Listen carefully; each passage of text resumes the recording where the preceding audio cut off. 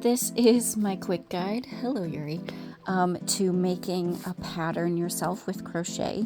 Now I'm going to go into far less detail in this video than I did in my full guide, so if there's not enough here or you need detail on any one of these steps, I do have a full video that is around 30 minutes that goes over all of this. So in order to make your own pattern, you need to know the shape of the item you're going to make. So just like with any clothing, you've got your panels, so this would be one panel. I have my widths and my length. You need to know for how many stitches and how many rows equals a square inch.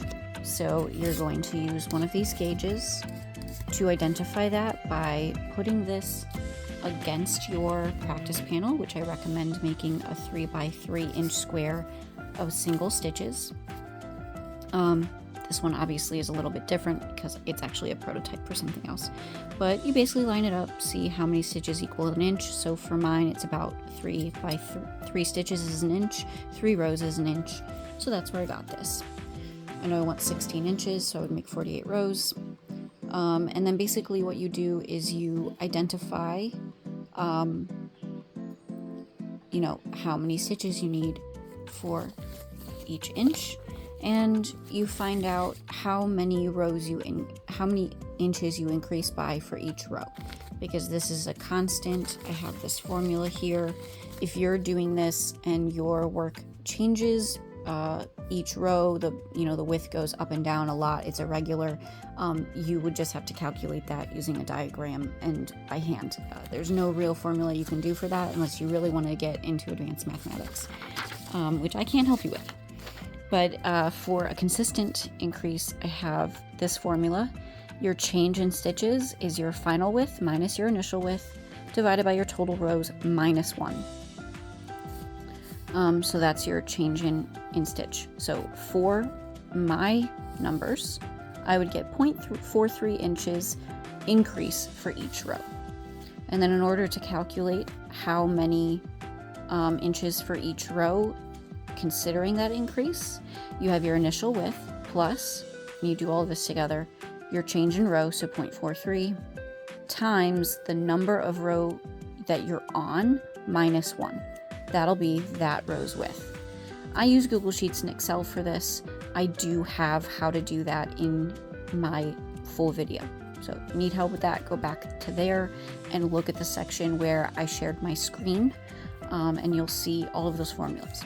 But once I get those formulas down, what I end up doing is, with those formulas, I ended up calculating for all of the inches that each row is. You can kind of see the math here. I calculated the number of stitches I would need. So now that I have the number of stitches, I can make my pattern. So once you have your number of stitches, you have them increasing at a steady rate as far as this pattern is concerned, then you can start making your pattern. So we know for the first row it's 61 stitches, so you chain 61. Then you know that the next row you're going to increase by 2 stitches, which means you need 2 increases. I did 61 divided by 2 and spread those increases out over the course of the row. Sometimes you can do an increase over and just in the beginning and then stitch the rest of your stitches. So like you might stitch 3 stitches, then do an increase, then 3 stitches, then do an increase. It works the same way if you flip it and do decreases, and you'll end up getting your increases on one side, and then when you flip it to do the next row, you'll get them on the other side, and they tend to even out. But you will get these weird, like you can see where I did some decreases here. You can kind of see how it changes. So use your best judgment, get a feel for what it looks like in your prototype, and it'll be much easier to make these patterns. So because I spread those out, I did stitch 27, then did my increase, stitch 27, increase, and then stitch the rest of the row, which happened to be 6 stitches. So I just keep doing that for each row. Add 2, you need 2 increases, so you do it twice, stitch the rest. And you can calculate that out however you like. So yeah, that's how you do it. I recommend starting with a prototype and then seeing how that works. And so like you can see, this is my throwaway yarn. This is not what it's going to look like.